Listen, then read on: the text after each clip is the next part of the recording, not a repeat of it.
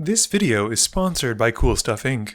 If you're looking for cards in the US, look no further as you can use the promo code MTGMUDSTA to get you 5% off anything on the site. Or if you're in Canada like me, you can use the same promo code at Multizone to get 10% off your orders of singles. If cards aren't what you're looking for, Original Magic Art has playmats, tokens, and sweet art that you can use that same promo code to help you get 5% off your order there. If you're looking to bling out your cards, using Alter Sleeves is a great way to do so, and you can click the affiliate link in my About section to help out the channel as you make an order. And if you just want to help out the channel, you can always consider becoming a patron for as little as $1 a month and join the generic Goblin Gang. Hey gang, and welcome back. Today's game finds us back at Multizone, with Jalbert rejoining us, playing Sefris. He keeps a Plains, an Island, Thought Vessel, Sun Titan, Vizier of Tumbling Sands, Merfolk Looter, and Temple of Silence. Maxwell has sleeved up his newly made Rionya Fire Dancer, keeping 3 mountains, Soul Ring, Ruby Medallion, Warstorm Surge, and Brass's Bounty. I have brought out the villainous Vilis, keeping a Burnished Heart, 2 Swamps, Withered Wretch, Imp's Mischief, Cryptcast, and Scourge's Familiar. Last but not least, Kevin is playing Kardur Doomscourge, keeping a Skull Collector, Mountain, Swamp, Rakdos Signet, Ransack the Lab, and a Burning Ruin Demon. Maxwell wins the die roll and starts us off. Maxwell plays a Mountain and casts Soul Ring. He then taps the Soul Ring for Ruby Medallion, passing to me. I play a Swamp and pass. Jalbert plays a tapped Temple of Silence, scrying 1 and bottoming the card. Kevin plays a Mountain. Maxwell drops a Mountain for his second turn, and then brings out his 5-costing Commander on turn 2, which seems pretty decent. I play a Swamp, and then play out a Withered Wretch. Jalbert plays an Island, and taps 2 for a Merfolk Looter. Kevin plays a Swamp, and casts Rakdos Signet. Maxwell plays a Mountain for turn, and then needs only tap 1 for a Humble Defector. 3 mana then gets him in a Freet Flame Painter, and I've never seen this card before. He moves to combat, unfortunately missing the fact that Rionya gives X+1 token, so he doesn't make any, and he goes at Kevin with his Commander. Kevin takes the hit for 3, and Maxwell passes turn. I draw, but it's not a land, so I cast a Blood Celebrant and pass to Jalbert. Jalbert plays a Plains and taps enough for Sefris. He then passes to Kevin. Kevin plays a Dragonskull Summit for turn, and 2 black gets him a Hunted Horror. It comes in, and Kevin has the Enter the Battlefield trigger, giving 2 3/3 green Centaur tokens to me, and he passes turn. Maxwell plays a Mountain for turn, and taps the Defector to draw 2 cards. He gives the creature to Jalbert, and then pays 3 for Torbran. He then needs only to pay 3 for Pirate's Pillage because of the Ruby Medallion, discarding a card, drawing 2, and making 2 treasures. He then moves to combat and makes a token copy of the Painter, which has haste, swinging the token at Jalbert and the original at me. I double block with the tokens, not realizing that it has 4 toughness instead of 3, while Jalbert takes the hit for 6. This lets Maxwell cast the Pillage again, drawing 2 more and making 2 more treasures. He uses one of the treasures for an Impulsive Pilferer and passes. At the end of turn, I use my Withered Wretch's activated ability to exile a card, and exile the Brass's Bounty in Maxwell's yard. I draw, can't find a land, and pass. At the end of turn, Jalbert activates his Merfolk Looter to draw a card and discard a card, pitching a Vizier of Tumbling Sands. He then gets a Venture trigger from Sefris, going into the Lost Mine of Phandelver and scrying 1. Jalbert draws, and plays out Sunken Hollow. He taps 4 for Midnight Pathlighter, and moves to combat. He has the donated Defector going at Kevin, while the Sefris goes at me. We each take the hits, which has the Pathlighter letting Jalbert venture 2 more times, going into a Goblin Lair to make a 1/1 Goblin token, and then a Dark Pool to drain his opponents for 1 and gain him 1. Kevin plays a Mountain and casts Soul Ring. He then taps enough to cast an Incarnation technique, and decides to make a copy of it, and targets me with the Demonstrate trigger to give me a copy as well. My version resolves first, and I decide to keep Keurig rather than Massacre Worm, because at least it'll help me cast spells hopefully. Kevin then resolves his copy, keeping a Goblin Spymaster, and then the actual real copy, this time keeping Tectonic Giant. Moving to combat, the Hunted Horror goes at Maxwell, who blocks the Pilferer. With it dying, Maxwell collects on his life insurance policy, making a treasure token. At the end of Kevin's turn, I exile the creature and I'll land in Maxwell's yard using my Withered Wretch. Maxwell draws and plays a mountain. He casts Seize the Spoils, discarding a mountain, drawing 2 cards, and making a treasure. He then taps the Soul Ring for a Strionic Resonator, and then taps enough to bring out an Embermaw Hellion, just adding all of those extra damage effects. Between Torbrand and the Hellion, at this point all of his red permanents basically deal an extra lightning bolt worth of damage. Moving to combat, he makes the correct amount of tokens after we read Riona's trigger, and he puts out 2 more Hellions. He swings the Painter at Kevin, and then 1 Hellion token apiece at Jalbert and I. Kevin blocks with a Spymaster, while Jalbert blocks with a Goblin token, and I take the hit for 8. He then passes, exiling the tokens at the end of turn. I draw and pay 2 life to cast Read the Bones with Keurig's ability, scrying 2, losing 2 more life, and drawing 2. I add a counter to him as well, and play a Swamp finally. I then pass, discarding Hatred. At the end of my turn, Jalbert uses the Looter to draw a card, discarding Sun Titan. This triggers Sefris. This has him venturing into the final room and drawing a card. At this point, he's completed the dungeon, which triggers Sefris' second ability, Create Undead, and he reanimates the Sun Titan, who in turn brings up the Vizier of Tumbling Sands. Jalbert draws and plays a tapped Irrigated Farmland. He pays 2 for Key to the City and activates it. He makes the Sun Titan unblockable, discarding a planar ally. This triggers Sefris again, and he ventures once more to the Lost Mine of Pandelver, scrying 1, but asks if he can discard a different creature instead, which we're fine with. He swaps the ally for a Doomed Necromancer to the same effect. And Sun Titan then goes at Maxwell, and the Pathlighter goes at Kevin, and that's it. They both just take the hits, and this has Jalbert venturing 2 more times. He makes a treasure token, and then drains each opponent for 1 again.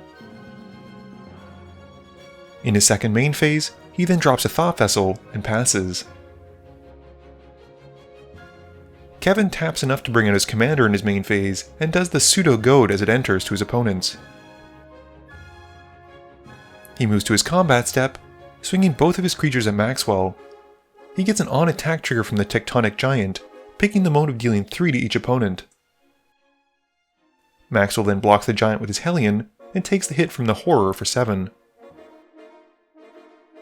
With an attacking creature dying, Kevin's commander also drains each of his opponents for 1, while he gains 1. In his post-combat main phase, Kevin then plays out a Skull Collector and passes. Maxwell counts up his mana, which is many at this point, and taps 9 of it for a Phyrexian Triniform in his main phase. He moves to combat, getting his Rionya trigger to make another Triniform, and swings his commander and Torbrand at me, while the rest that can attack go at Jalbert. Jalbert uses the Looter to draw a card and discard a card, pitching a Radiant Solar, and ventures because of Sefris. He once more finishes the mine, and draws a card, and then resolves Sefris' Create Undead trigger, bringing the Solar back. With it entering, he ventures again, sticking to what he knows, and scries 1 from the Lost Dungeon of Phandelver. He then blocks the 9/9 with the Humble Defector, the Doomed Necromancer on the Painter, and lets a Hellion go through. I double block on Rionya, gaining some life from Keurig, and take the hit from Torbrand. With Maxwell's commander dying, Doomscourge drains Kevin's opponents for 1 each. Maxwell then moves to his end step, and sacrifices the Triniform instead of exiling it by mistake. This has him making 3 3/3 tokens, but just have faith that I know what I'm doing, and this doesn't change too much. I draw, and play a Deserted Temple. I can then tap 4 mana for Cryptcast. and I move to combat, swinging the Blood Celebrant because I have to, at Jalbert after he promises not to block. He takes the 1, and I pass turn. Jalbert untaps and pays 2 mana to the key trigger to draw, and draws for turn. He evokes a Mulldrifter in his main phase, getting several triggers, and ventures into the next room of the dungeon, making another treasure token from the Radiant Solar, seeing it enter the battlefield. He then draws 2, and then ventures again from it going to the graveyard after he sacrifices it to the Evoke and Sefris sees it. This has him going to the Dark Pool, and he drains his opponents for 1 again. Jalbert then plays at an island, and uses the Vizier to untap his Temple of Silence.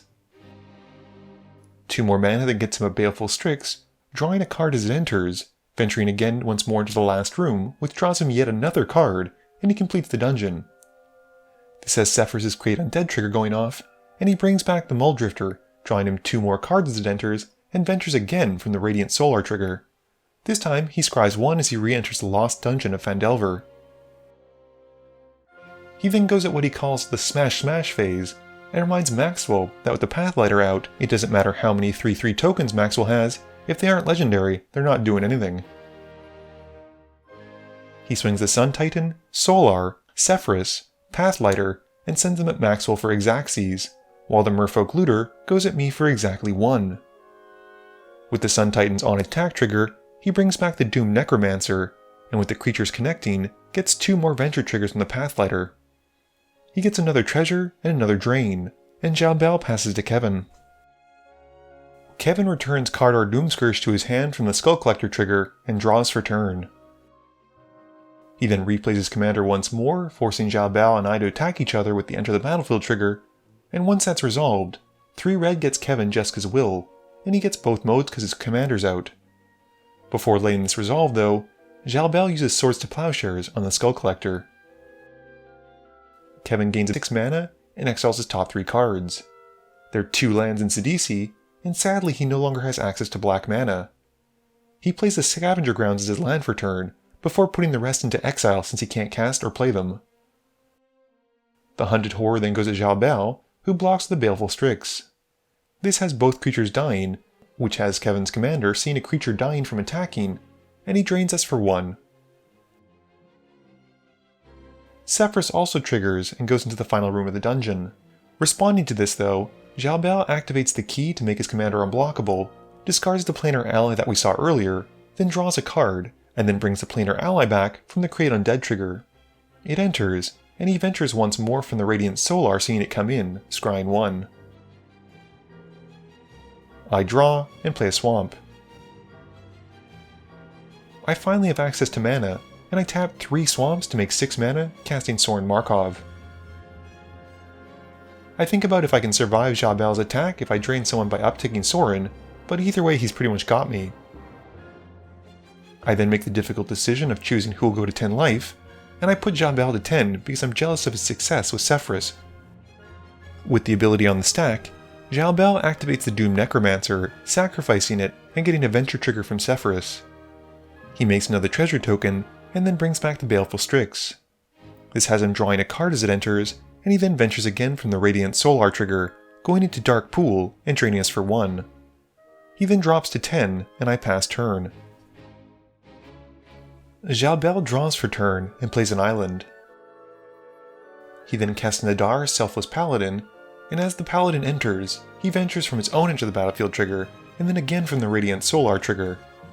This has him completing the dungeon, drawing a card, and getting a Create Undead trigger, which brings back the Doom Necromancer, and then resolves the second one, scrying 1. He also gets another venture trigger from the Doom Necromancer coming in from the Radiant Solar, making him a treasure token this time around. 2 mana then gets him Lightning Greaves, and then out comes a Priest of Fell Rites. This has him venturing yet again, draining us for 1 and gaining 1 as he enters the Dark Pool. He then moves the Greaves over onto Nadar, and taps the Looter to draw a card and discard a card. He then casts a Triumphant Adventurer, who ventures and finishes the dungeon, drawing him a card.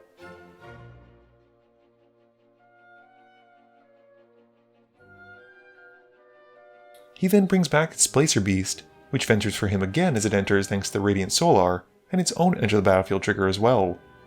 He scries one, and makes a treasure token, and he's honestly venturing so much we get a bit confused as to where he's at. He then goes to combat, swinging a bunch of stuff at me, and uses the key after realizing he'll be able to use the Sun Titan trigger to bring back another creature. It enters, and he ventures once more. He then gets more venture triggers from Nadar and the ally attacking, finishing the dungeon again, but actually has nothing to return this time with the Create Undead trigger. I then die since I can't block, and in his post-combat main phase, he moves the Greaves over onto the Priest and passes. Kevin untaps and draws. He casts Ransack the Lab to hopefully find a board wipe, but finds no answers, and knows when he's done for, scooping it up to Jalbert. Game review time, so I don't think anyone at the table was expecting Rionya or Sefris to do as well as they did. I was very impressed with Rionya, and even with play between the Phyrexian Trinisphere and missing the token earlier on, I think Maxwell did a great job of showing how powerful she can be. Sefris, on the other hand, I went in with no expectations, and I really didn't think that Jalbert was much of a threat until very late in the game. I think it was around the point when he got his first completion of the dungeon where I was like, hey, this actually might work out better than I thought it would, and sure enough it did. My Vilis deck had a pretty decent hand except for missing one critical mana that would have allowed me to cast the Burnished Heart and then activate it the turn after, which is unfortunate. I run 36 lands and a bunch of mana sources that cost 2 or less, so it's kind of surprising I didn't get any further in the game than I did.